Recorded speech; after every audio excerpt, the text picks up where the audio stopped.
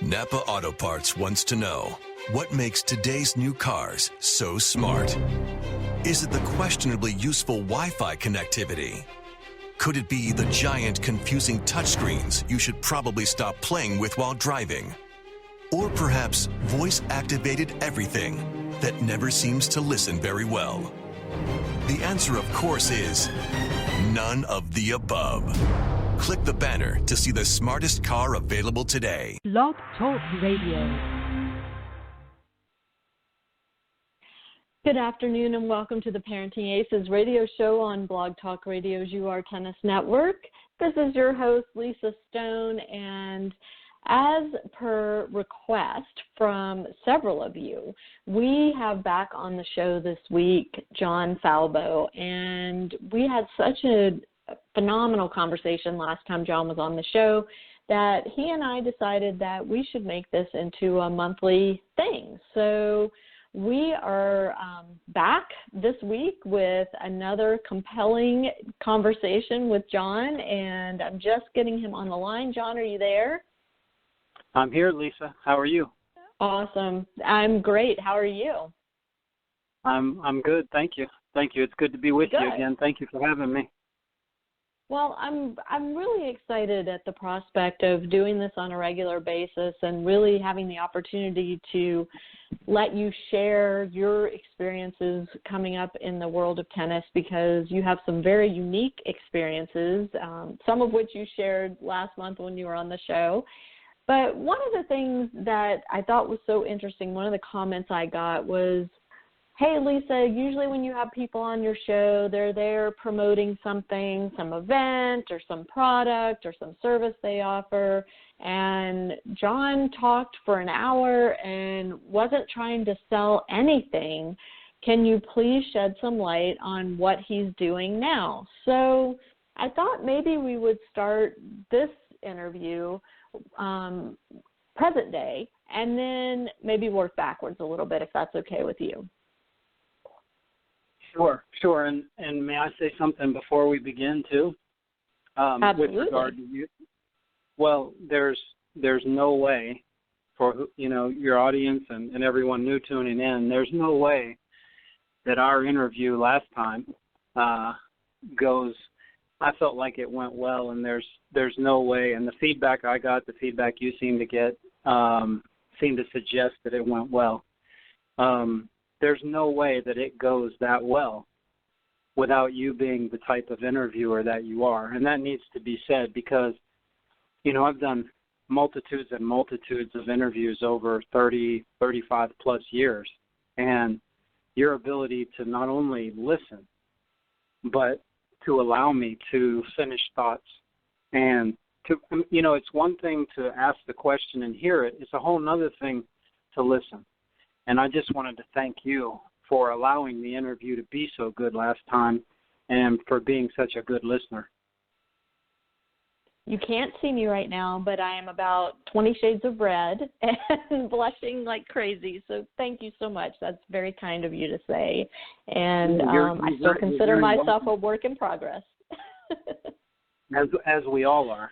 And you're very welcome. I feel like you have a gift with this, and that needed to be said before we start, I think. Well, thank you. So, okay, thank you for the encouraging words, and so let's jump into this thing, because an hour with you seems to go by really quickly, and I want to make sure we get to the substance. So, can you share with our listeners what it is you're up to these days? Sure, and as far as pitching anything and selling anything, I have nothing to sell. I have nothing to pitch. Part of the beauty of being able to do this with you is, through my Facebook page, and you've seen it. I feel like I get to contribute an enormous amount through. I feel like I get to share like what I'm doing without selling anything.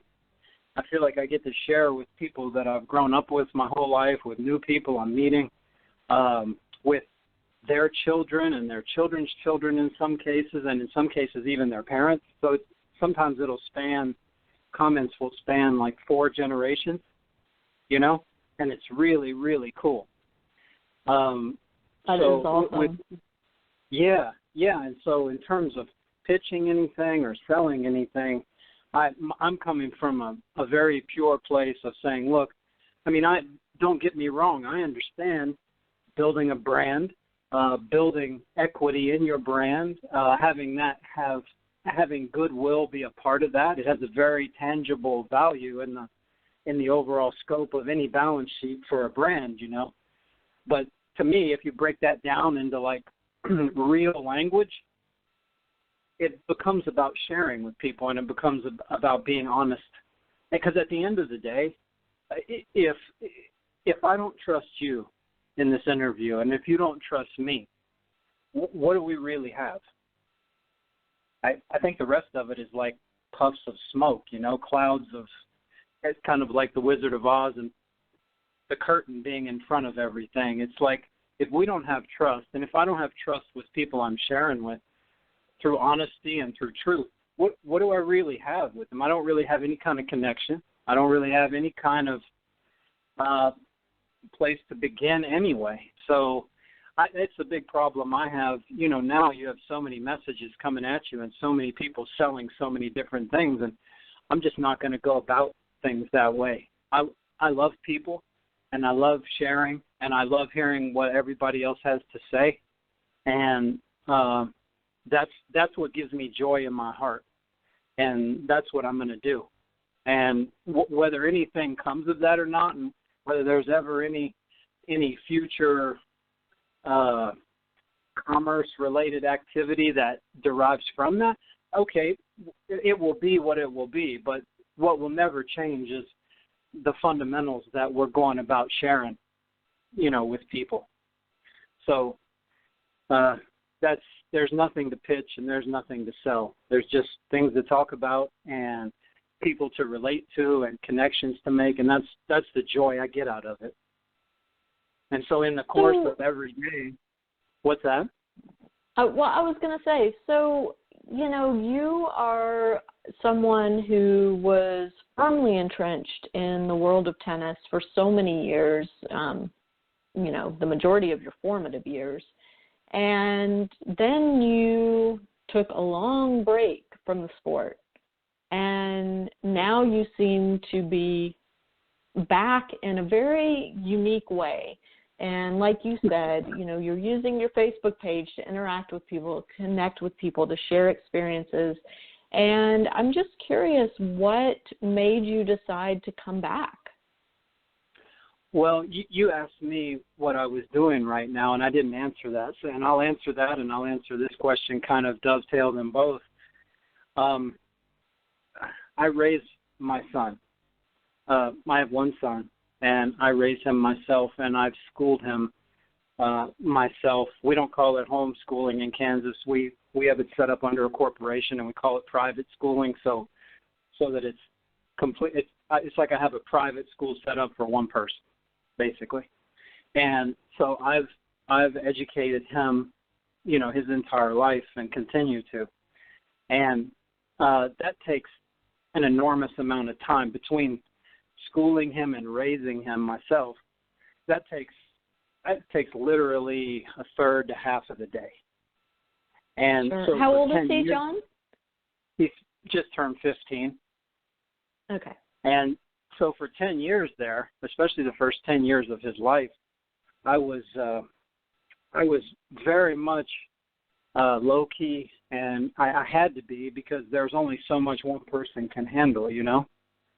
And I still had some responsibilities with the family business, and I had that, and I had raising him, and that was literally all I could do. That and communicate with a few very dear friends from over the years. So for literally about 10 years, I just had a conversation this week with a dear friend down at IMG. It's IMG Bollettieri's in Bradenton. And she was the head of Prince North America, I believe, for a long time. We've known one another for probably 30-some years. And I was like, you know, I did not know that her sister had passed. And her sister was very, very dear as well. You know, they were so good to us when we were growing up as juniors. And I didn't know that her sister had passed. I was completely embarrassed about that. I apologized profusely for that. And we got to talking, and it was clear to her that I had just been basically out of the loop and hadn't really been in touch with a ton of people because the intensity with which I had to undertake raising my son, when it's one thing to have two people, it's hard enough with two people. And when you're doing it as one person and you're taking on the lion's share of the responsibility every day, including the education, it's a lot. You know, it's a lot. It was a lot for me. I'm not going to speak for anybody else, but it was a lot for me. And between that and then tying up many of the loose ends with the business the family business that I spoke of in our first interview, that was really all I could handle.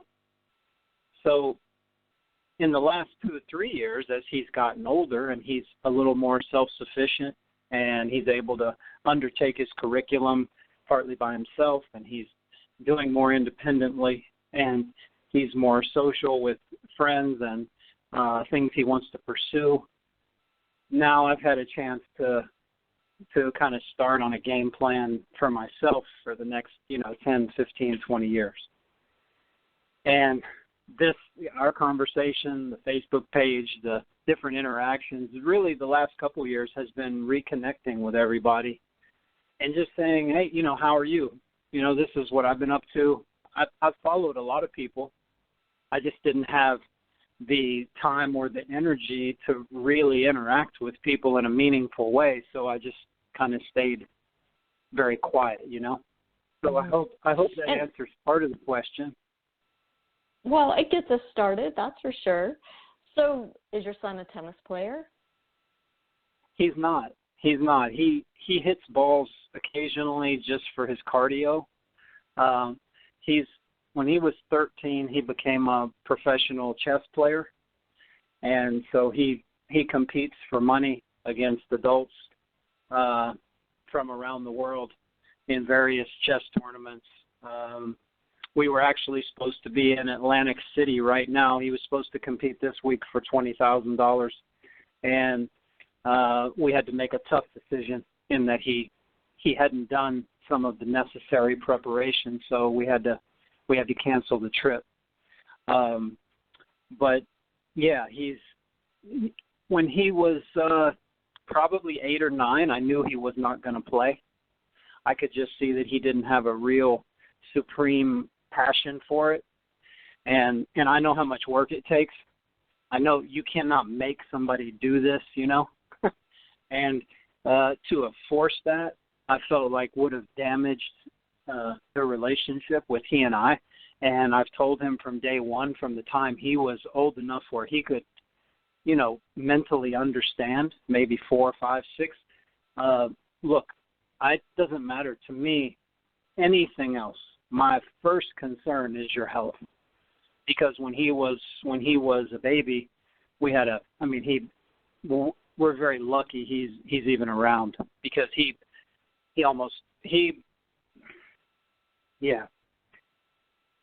there was very tough circumstances at birth, and there was a very good probability that he would pass. Wow. I apologize for the interruption, but you say these things and you talk about them, and then you get pictures in your mind, and it becomes a little difficult to discuss. So we don't have to go down that path, John. But it's okay. This is how we do it. This is why. I couldn't feel more interested in. Well, thank you. What I'm really, kind of interested in here, just with your story with your son, and I suspect my listeners will be interested in this as well, is, you achieved such a high level in tennis, and, we hear from time to time, professional players say, "Oh, my children are never going to play tennis."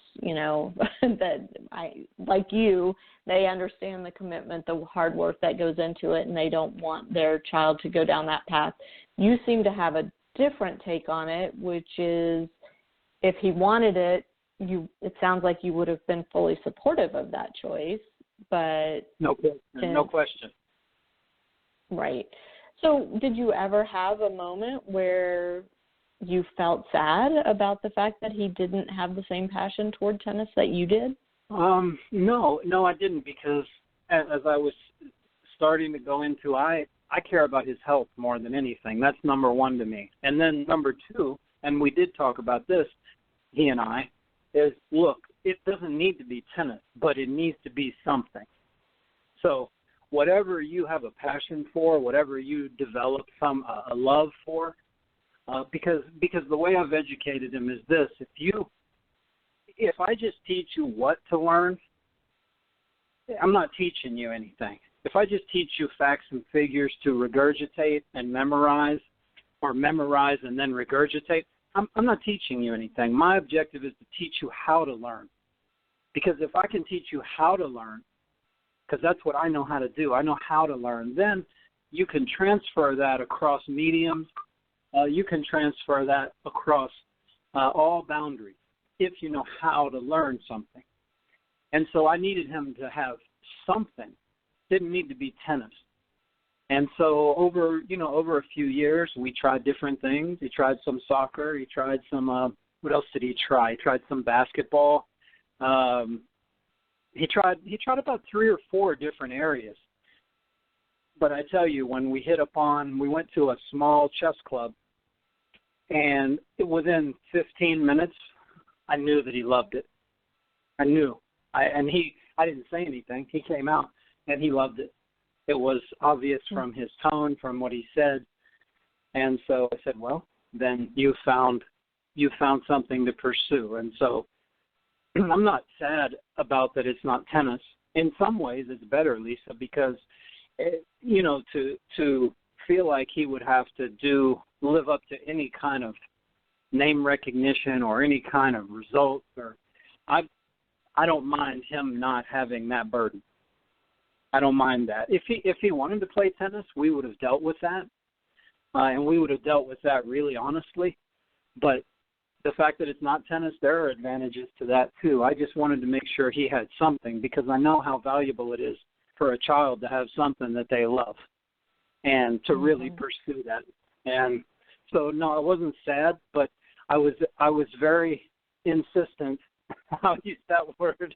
I was very insistent that there be something to pursue. How did you get so wise in terms of your approach with your son? Because from the stories that you told in our last interview, your upbringing sounds like it was significantly different from your son's upbringing. Yeah, well, I think you said it. I think a lot of pain. I think a lot of pain in terms of certain ways that I was brought up that I really am thankful for, and I see the advantages of it. And then other ways that maybe, let me back up and say this in fairness to my dad and my uncles. They didn't have some of the luxuries I have in terms of time, and part of the reason I have them is because of them. So if they had the time that I do, I want to believe that my dad would have been to every junior tournament with me. He was struggling to go the times that he did, because I remember one point when I was 10 or 11, and he was literally responsible for, it was either 19 or 20 different businesses.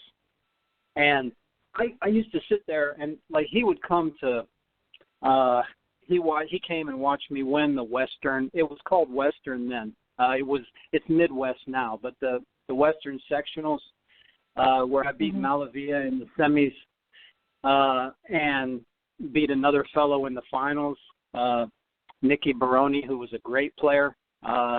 And he watched me win that, but I remember he had to go back right? It's like he would drive up for a couple days and then he'd have to go back because he was tending to so much.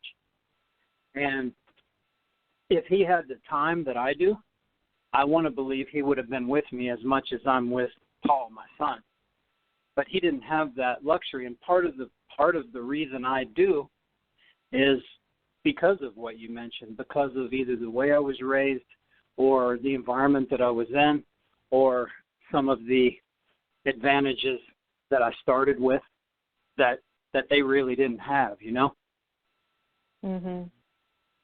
So besides devoting yourself to raising Paul, educating Paul, and helping him pursue his dreams with professional chess, I mean, I'm hesitant to say, what else are you doing? No, I don't take that. I don't take that with a straight face because that's a lot. Yeah. Well, no, I don't take that as you minimizing it at all. And until 2 or 3 years ago, that was pretty much it. There was a transition phase for me with the family and the business that I spoke of in our last interview. There's a transition in every generation or every couple generations with our family. And so my role now it's transition to overseeing. It's transition to watching over the most important aspects of what's going on, because it's not just here, it's around the world. So there's that doesn't take nearly as much hands-on. It takes more. I want to be careful about the way I say this. I'm not calling myself wise. What I'm saying is it takes more experience and hopefully wisdom to watch over things and to then, at certain times where the judgment needs to be there, to then interject and to make certain calls. So it's a higher position. It's a less hands-on position, but in many ways it's more pressure because the judgments you make, they're very important to the overall schematics of what's going on. But that transition has allowed me more time. And so over the last couple years, I've been slowly but surely training my body, training my mind, making this transition from really having most all of my time with Paul and the rest of it, the transition into overseeing the business, to now saying, look, what do I want to achieve here over the next however many years? And not only that, but how in the heck am I going to do it? Because I had gained 2 years ago, I was 265 pounds, which my friends tell me, well, we couldn't tell that you were that heavy, but I sure knew it.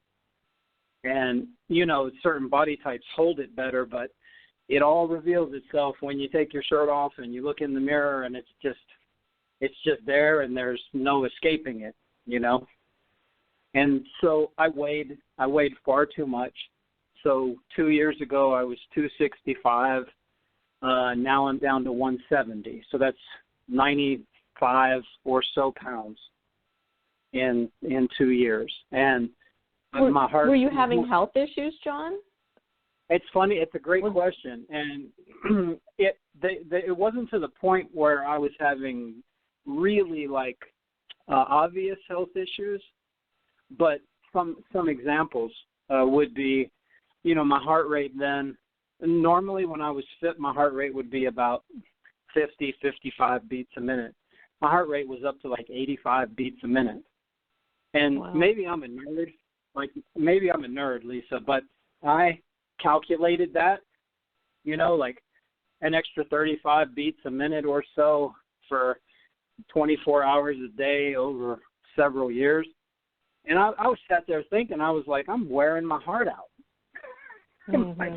It's like an extra 5 or 6 million beats of my heart. It may sound kind of, like I say, nerdy, but it really hit home to me because my blood sugar levels, my oxygen intake, I feel like I was on the road to maybe being a type 2 diabetic, if you will. Mm-hmm. And that kind of stuff, it's like I had to take a really hard look and say, okay, first and foremost, I have to take care of my own health. You know, I've been so dedicated to this young one's health, and I've been dedicated to making sure the transition with the family went smoothly and equitably and properly. But if I don't take care of my own health, I'm not going to be around to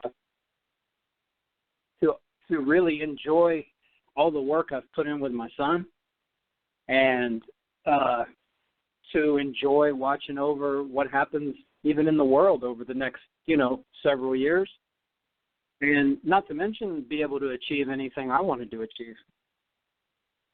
So was it there was an really, aha moment? I don't know if there was a one particular aha moment. There were 3 or 4 times that I remember, like I would catch myself. I would look in the mirror and I'd just be like, damn, like, like, I'm sorry, that's the only way I can say it.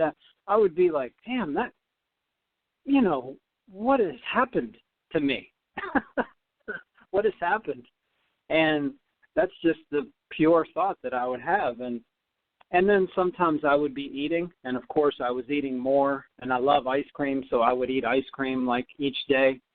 And there'd be times when I'd be eating ice cream, and I'd just catch myself looking in the dish like, what? This is like the 50th straight day I've had ice cream. What am I doing here? And I could see the extra weight on me. And so I don't know if it was one moment, but I think a combination of moments where I was finally like, look, I need a long-term game plan, because I knew it wasn't healthy to do it really quickly. And it's measured out to about 1 pound a week over the last couple of years. Wow. So were you playing tennis through all this time, or had you set your rackets aside? Well, I couldn't really, because if you go out on the court and it's like you're moving one way to hit the ball, and all your fat is moving the other way. It's like you go to hit the ball and your spacing is off, your footwork is off, your vision is off, not to mention like most of your body is shifting the other way that you want it. You don't have control of your body. So Mm-hmm. I have this square on my wall in the basement, and that's how I started. I was just like, I took 5 feet from the wall, and it really brought me back to being little. I posted not too long ago a story about Ty Tucker, the coach at Ohio Mm-hmm. State, and he's been extremely successful. And we've literally known one another since we were 9. And Ty was the best in the world growing up and won multiple national titles. I think he has a shot to win the national title with Ohio State before he retires. He's won, I believe, 9 out of 11 Big Ten championships. And it brought me back when I'd be hitting on the wall. He and I used to, in West Virginia, he used to come in and stay for the weekend. And we used to go down to the courts, and we just hit on the wall, like for half the day. We just hit on the wall. And we'd talk. We'd talk about all kinds of stuff and just hit on the wall. And you'd be amazed at what came back to me, feel-wise and technique-wise and everything else. It's like it's all in there. It just needs to be kind of reconnected.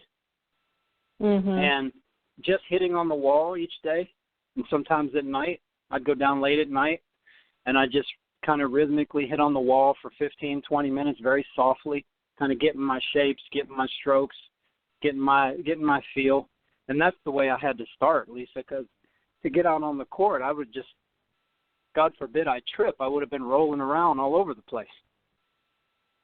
That's how big I was, and that's how big I felt. That's how big I felt. Mm-hmm. From what people told me, I carried it reasonably well, but it was still there.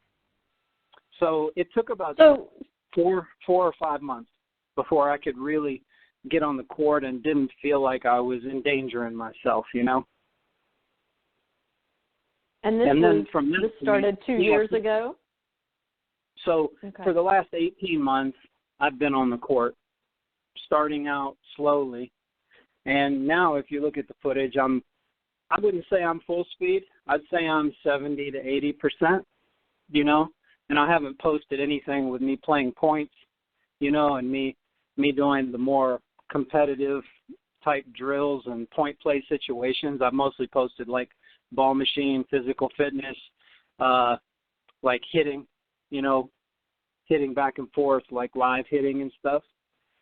Mm-hmm. But I'm getting to the point now where I can be posting point play and, you know, strategic point type options and all those kind of drills. And I'm excited about that because I feel like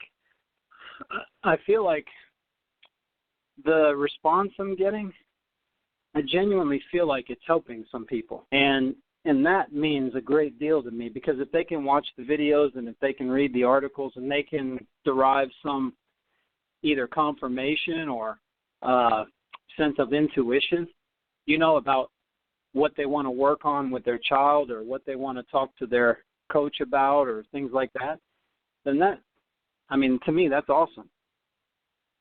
But I'm just now at the point where I can be posting that.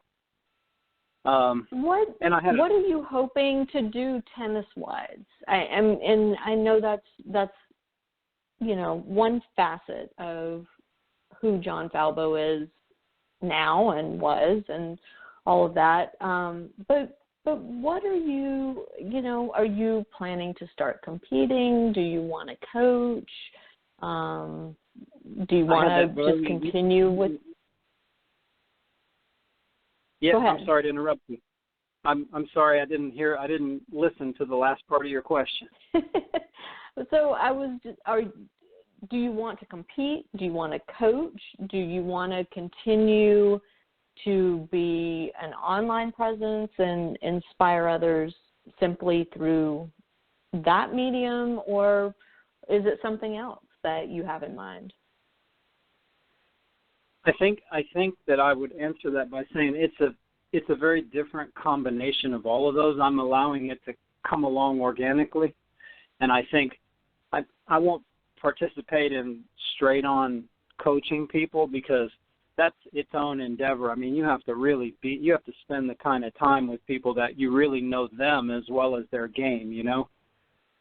And with the different people I've helped over the years from more of a consulting role, you know, whether they would be winning Grand Slams or whether they'd be winning national titles, or I always made it clear, look, I'm raising my son, and that's where my time is gone. And even right before that, before I had Paul, and the 5 or 6 years before that, you know, if I have a 3-hour conversation with Pete before he wins his Wimbledon title, let's see, I believe it was 93. And so he won the U.S. Open in 90.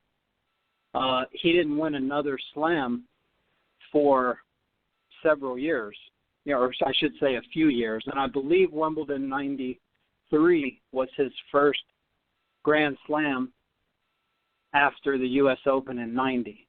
And he had really had struggles. That's when he met Tim Gullickson. That's when he really started to craft his game as a professional as opposed to kind of a one-hit wonder, if you will. And it took a couple years.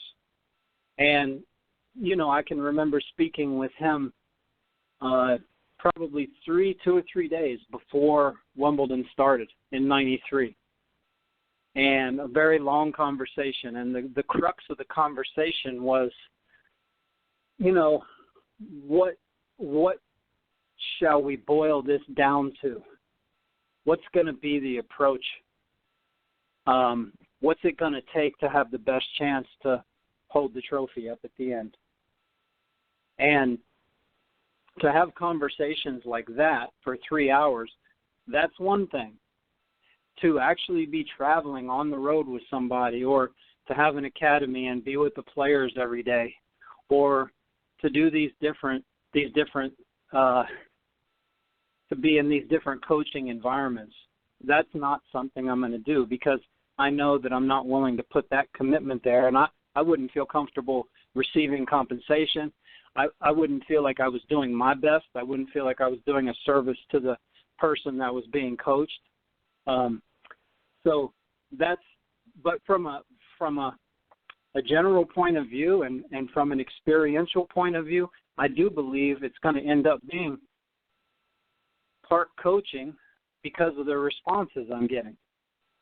And I think people are learning, and I think people are coming back with responses, and they're engaged, you know. And so I do think it's a form of coaching. It's just not direct, hands-on coaching. So I think it's going to be partly that. I think the online presence is going to be there. I enjoy it too much for it not to be there.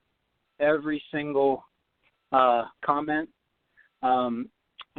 I love, and I get a ton of private messages too, and in different forms, and I just love the interaction. So that presence is going to stay, you know, and I'm going to continue to share because I love doing it, and I feel like it's doing some good. And so I think that intertwines as well. The online presence, the natural organic coaching that comes out of it, those are things I didn't really plan, but they're things that have come about that I really enjoy. And then the playing. You know, I had someone ask me yesterday. I respect him a lot. His name is Keith Evans, and he's in Memphis. He's very good friends with the Browns, who were tremendous junior and pro players. He has his own academy. I think it's called Keith Evans Tennis Academy. And he asked me very directly. He was like, "Are you going back out on tour?" Because he beat guys, plenty of guys in the top 100 in the world when he was playing, especially in doubles. So he just asked me straight out. And I answered him straight out. I said, yes, there's no question about it. But let me explain how. And I explained to him how it's going to be exclusively in doubles. And I explained to him why. And I told him I was under no illusion about my age or the level of competition or the time it's going to take. But my whys are very strong for me. And the truth of it is, as I told you last time, and we'll probably continue to talk about, there are several things that I wanted to achieve professional player role that I just didn't get done, Lisa. I just didn't achieve them. And I've learned through these last couple years that my fitness is very much under my control, from body fat levels to heart rate levels to cardiovascular levels. And I know that I can be fit enough to be out there. And if I can be fit enough to be out there, I know my skills are good enough to be out there, especially in doubles. And I have these things that I'm really, you know, to sugarcoat it doesn't work for me. I'm dissatisfied in the best of ways.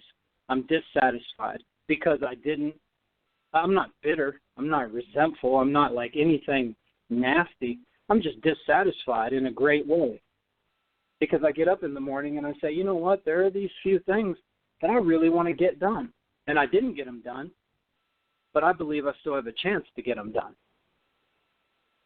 And so from a playing standpoint, that's where I'm headed. No, it's okay. Okay, so I was going to say, do you feel like your age is an issue, or? Yes. I mean. Yes, I do. I'm 47. Okay. And that's not my Facebook age, but I don't like give out my, you know, I think I have a different age on every social media, but I don't give out like, you know, real specific, just like I don't give out my social security number and things like that on a regular basis. But yeah, it's probably smart. Yeah, but I'm 47, and there are recovery issues every day. You know, in my training, most every day I end in the pool. I end in the water because it's easy on my joints. It helps me recover. So there are recovery issues. There are warm-up issues. When Keith messaged me this morning, it takes me, you know, between an hour and two to get ready to put my body through each day what I need to put it through. So there are warm-up issues, there are recovery issues. I can tell you from a skills point of view, I feel better than I was. That's a wonderful thing. From what I can do with the ball and what I'm seeing myself do the last 3 months with the ball on the court, I feel better than I remember. What about your movement? That's very, very key. And I work on it so much every day. And, you know, some of it's dependent upon recovery for the next day. I don't have issues, thankfully, with my knees or my hips or my elbows or, you know, all the different joints, the ankles. Mm-hmm. Part of the reason I didn't play when I was heavier is because I didn't want to damage those things. And now that I'm much lighter, it doesn't feel like I'm stressing them, you know. So the movement, I think it's going to get better. I'm really pleased with where it's at right now. I'm moving probably as well as I did when I was, I want to say 26, 28. And if I get to where I want to body fat-wise, which is about 8%, and that's not an easy feat. You know, that's the top guys in the world are right around 8%. And I'm just inside about 12% now. So if I get to that level of lightness and efficiency, body fat wise, I think that I can be moving about like I was when I was 17, 18, 19. And that's really where I need to be, because I'm watching the guys in doubles, and you know, I've known Leander Paes for a long, long time, and he's still extremely competitive at the highest level. Yeah. Yeah. And there are if McEnroe, as much as I don't care for him, if he wanted to play doubles and he made a commitment to his fitness, even at, what is he, about 56 now or so? I think he's around mid-50s, mid to late 50s. If he wanted to make a commitment to play doubles, there's no question he could. No question. And, you know, Martina, before she stopped, when did she win the mixed at the Open? When she was like 51 maybe? She was, yes. You were about to say she was old. I can't say that because I'm older than that. So there you go. That was your Kim Sato, wasn't it? Oh man. But I think, so McEnroe, just to answer, I just Googled while we're talking. He's 57. So just in case anybody's wondering. Okay, that makes sense. And if you watch him hit and you watch him work out, his feel around the net, his reflexes, all kinds of different things. If he were to go into training and really have that as a focused objective, he could be playing out there right now. I don't have any doubt about it. And like we talked, Martina, if she hadn't gotten ill and she was committed to playing, there's no question she could be. You see what Hingis is doing right now. She's basically the best doubles player in the world. And she's in her, what is she, in her mid-30s or so? And she'll be able to play, you know, at least for another 10 to 15 years if she wants to. Doubles is a much different game than singles, you know. And there's much less wear and tear on your body. In many ways, it's a more refined game skill-wise. I think they've done a terrible job marketing doubles, you know, because if you think about people over 30, 35, most every recreational player I've ever known plays doubles. And for sure. I used to live in Atlanta, and Atlanta has, you understand, Tulsa.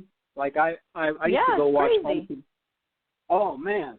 And I mean, how many people are playing doubles, and how many people are enjoying it, and how many people keep up with results and watch matches at events? And I think it's more a reflection of the lack of skills in business and in marketing with most of the people at the ATP and other organizations. And that'll probably piss them off, but that's the truth. Because if you have an iota of business sense, you understand that if Alta has maybe 80,000 plus members, is that close? Plus, yes. Okay. And you have the majority of those are really playing a lot of doubles. Only doubles. You have Southern California. It's only doubles. Yeah. Yeah. And you have Texas, Southern California, New York, you have Chicago, you have big markets. I get messages from friends in Chicago, like the doubles market is big. People love doubles. They don't know how, people in the tennis industry don't know how to market doubles. Because if they did, they would sell product. They would sell all kinds of different things related to doubles. And they just don't know how. And they're kind of hamstrung. People lower down the ladder with different companies are kind of hamstrung because people in upper echelons of the companies, they say, well, we need the stars for the big tournaments, et cetera, et cetera. And it's one way to do it.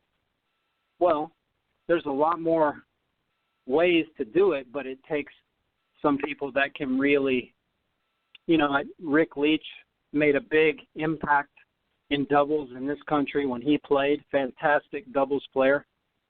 The Bryans have made a tremendous impact, but they still don't have a ton of marketing behind them.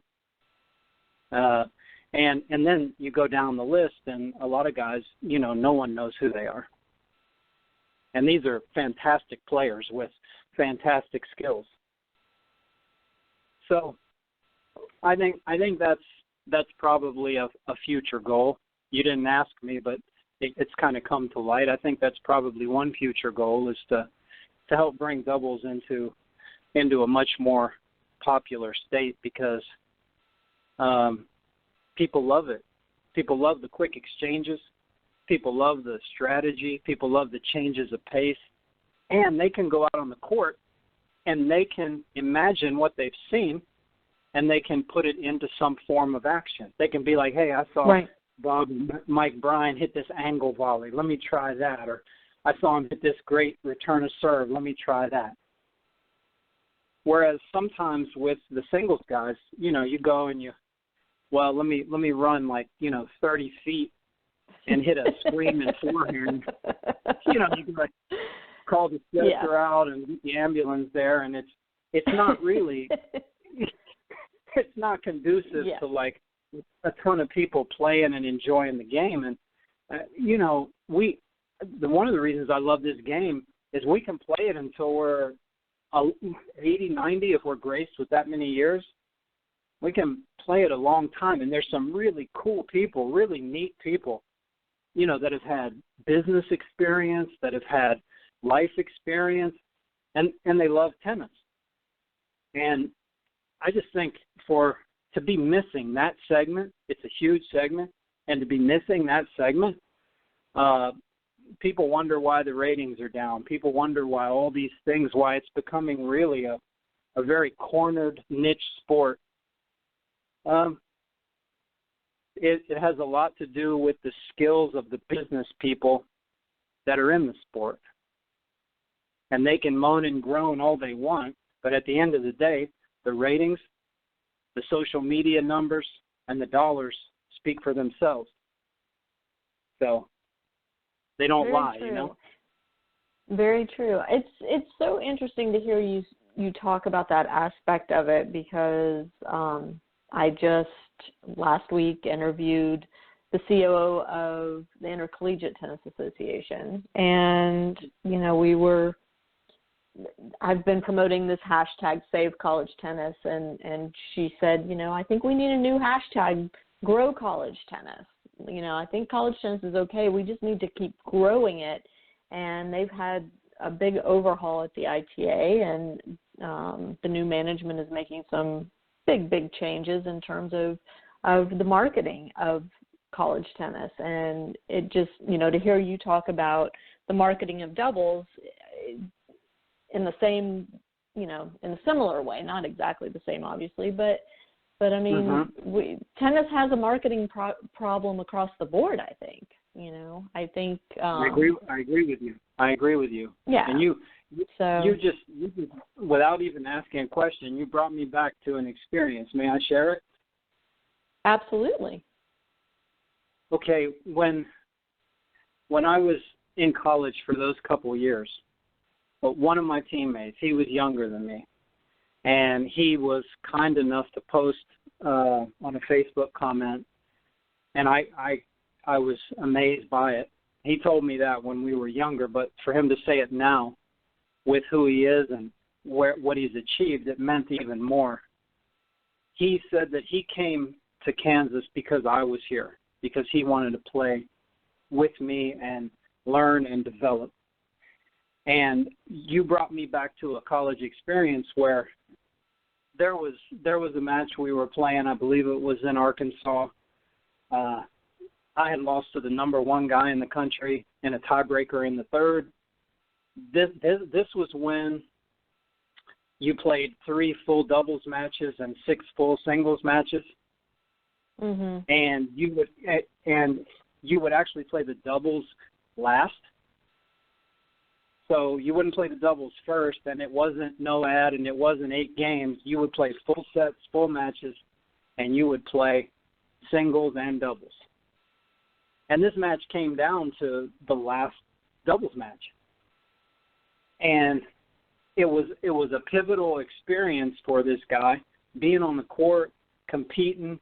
If I remember right, we may have lost it on the van ride home.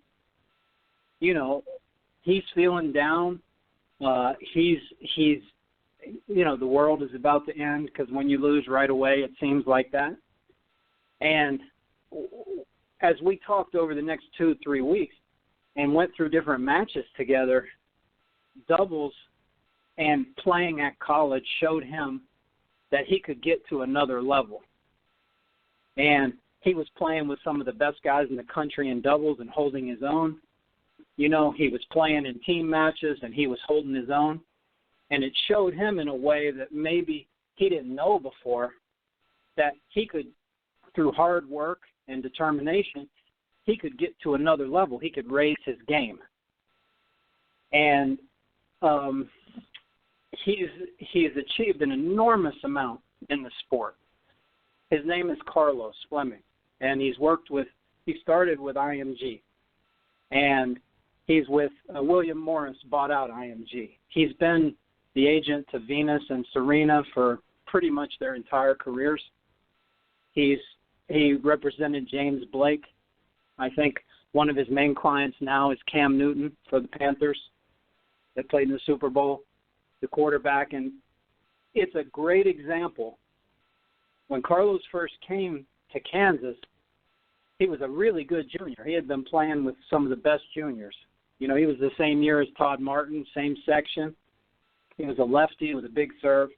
But when you're coming in and you don't really know how you stack up with everybody, and you have these different matches, and they're intense matches, like some college matches can be very, very intense. A lot of talking, a lot of distracting, a lot of, you know, it can get kind of wild and crazy, which also makes it very fun in my view. But you play against these different levels, and you start to have a little bit of success. It gives you a forum or an arena to play against different people. And as you do this, you see that you can take your game to a whole nother level. And they're really missing the boat in the marketing. I'm here and I watch the Kansas women and help them as I can, you know, watch practices every day, et cetera. And there's like 50 people that come out. And I'm taking on, like, from a fan's point of view, I take on the whole other teams, like people they bring from, you know, different places, and they have sometimes more people rooting for them than we have in the stands. And I think it's that way in a lot of places. It's not like that in Athens, Georgia. They pack the stands, you know. Yes. And it's not like that in certain locales. But that experience, I agree with you. It's a tremendous experience for the players involved. The fans have a blast when they come out. And not to mention, if you get in like some heated doubles exchanges and somebody gets popped in the chest with a ball, or, there's back and forth between the players, and real competition starts coming out, real competitive kind of juices start flowing. I've never been to a match where people don't have a really good time. And I think they're missing the boat in terms of marketing it, because students love that. I mean, my freshman year in college, we would have probably 300 and 400 people out for a match in a really small club. And it would sound like a stadium, and there were articles around campus about, at that time, Andre was starting to do well, so they were promoting it in the school newspaper. There were 300 or 400 people that would come out, and in a small tennis facility, that's a lot of people making noise. And they were mostly students, and they'd be banging stuff on the walls. They'd be like, I mean, have you been to like college basketball or football game? Sure. They go at, I mean, that's what makes the environment.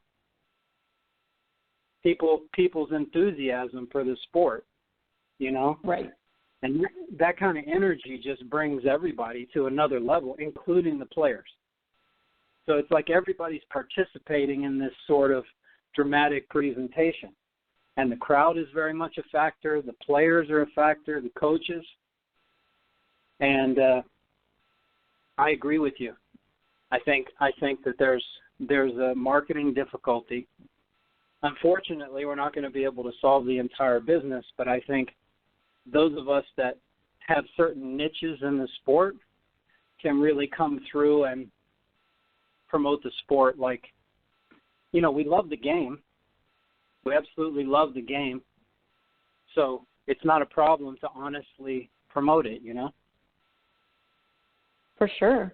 And the good news is that the ITA is committed to that. So I'm looking forward to seeing what they're able to accomplish over these next few years. I think they've got some new blood in there. They're dealing with having to overhaul completely the technology side of things.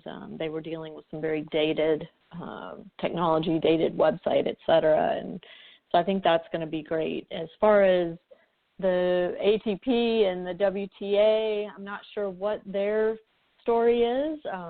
You have much more experience with those organizations, or at least I would guess that ATP, and it'll be interesting to see what they do, because the industry is struggling, and it's a shame, and the sport is so beautiful and has so much to offer. So well, and I again, as we talk about these things, I reflect, and I got an immediate picture of being down at Nick Bollettieri's.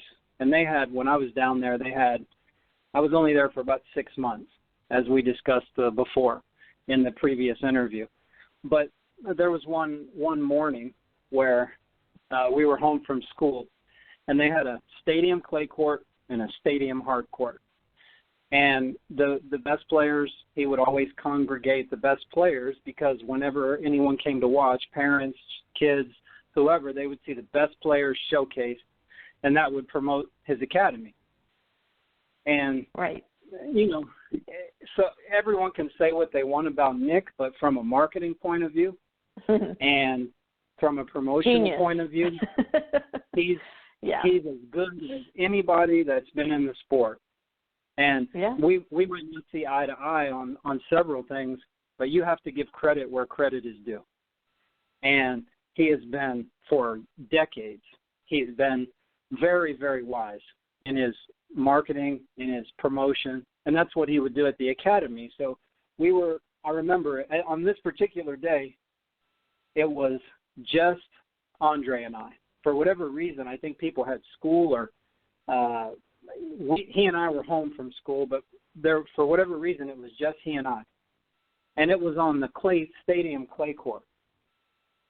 And he and I both detest clay. The fact that he won the French Open is probably one of the greatest achievements in tennis, because his feeling about clay is there's probably not clean words to describe it. if that's fair to say. And the fact that he won on clay like that is a testament to his ability and his determination. And so we're playing on the clay, and we're playing points, 21 type games, and he's getting the best of me, and I'm not pleased. And for lack of a better way to say this, I'm cursing quite a bit, because he and I always, we would always make bets. And if he beat me, it would either cost me sprints or money or food out of the vending machine or something. And I always enjoyed collecting from him after the fact. And so on this particular day, he was getting the best of me on the clay. And, we're sliding around, we're falling down, we're both cursing, we're both displeased, but because he's winning, I'm cursing more, and I'm kind of on the verge of losing my mind a little bit. And Nick is sitting there, and his confidant, friend for many years, one of his attorneys by the name of Ted Meekma, been with him forever, is sitting with him. And before we finished the whole game, there's people around, and so Ted says, "John, you need to come in the office. Just stop the carnage and come in the office." And so we stopped. We counted it as a win for Andre, but we stopped. And I went in the office with he and Nick. And we're sitting there. It's just us three. And Ted looks at me and says, how do we get a handle on this? You're cursing like a sailor. We're promoting the academy every day. It's just you and Andre on the court. And we really need to get a handle on this, because we want to have you on the stadium court. And if you're losing, you got to be able to take it like a man. And Nick started shaking his finger. And well, not in a disrespectful way, but he started shaking his finger like he had a thought. And he looked at me and he said, "Look, I agree with Ted in terms of it's, I know you're frustrated. I agree we can't really have all of this going on. But I want you to remember something for your career, and that is that any promotion is good promotion. Any publicity is good publicity, whether it's negative publicity or positive publicity. So I need you to make an effort to control the language, to control your emotions out there. But if you slip up, and you very well may slip up, because you're passionate about the game, you love the game, you're Italian, you're fiery, because he's Italian too. And if you slip up, just keep in mind, in the back of your mind, that every bit of publicity is good publicity. You don't have to respond to it. You don't have to get angry about it. And if you slip up, the publicity you get will help you just as much as any good publicity. And I thought about that afterwards. And I thought about it for probably, even 10 years after the fact, I would think about it. And I think about him and how many people have criticized him, and how many people have, if you watch the guy play, he cannot hit a lick. He's just not a very good player. Like he couldn't sit with Boris Becker and say, "This is how you hit a forehand, Boris," because Boris would be like, "Nick, it's how can you understand it? There's no way you're not able to do it." And there's an element of truth in that. And he's taken an enormous amount of criticism in a number of areas, for his coaching skills, etc. But there's something that everybody misses, and that's the wisdom that he has in terms of kind of an overall strategic viewpoint. He might not be able to communicate to you technically how to hit a forehand or technically how to hit a volley or backhand, but he's got a hell of an overall strategic mindset and viewpoint. And above everything else, Nick understands his marketing in a major way. And I think a lot of I think a lot of companies and a lot of individuals would do well to bring him in and sit him down and learn from him. You know, the guy's in his 80s. He's on like his 9th or 10th marriage, something like that. Yeah. And still yeah, going strong. He's amazing. Hey, I'm not saying this with regard to myself, but Lisa, he's Italian, and I know my uncles, and they tend to be like Energizer bunnies. They keep going and going and going, and he's still going strong, and he's a tremendous asset to the game. You know, as opposed to talking. You know, you could talk about all the things that he cannot do, but there's a few things that he can do, and he probably does as well or better than anybody in the history of the game.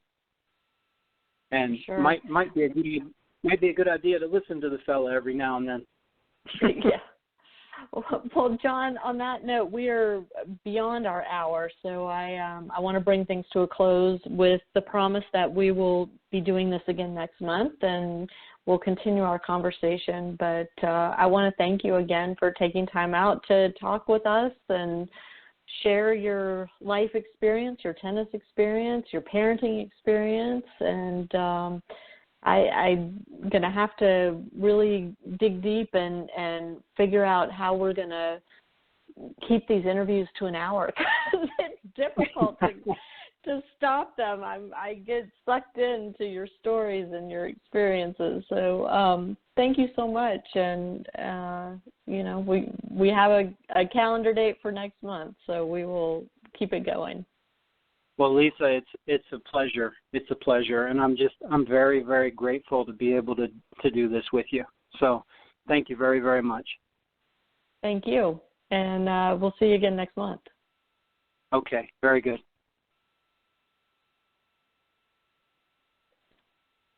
When you don't go to Geico.com, car insurance can be hard, like early 90s heavy metal hard. I'm yelling and screaming, and I'm loud. Roar! Geico makes it easy. You can review and update your policy or report a claim on Geico.com or the Geico mobile app. Because shouldn't we all have a little less stress in our lives?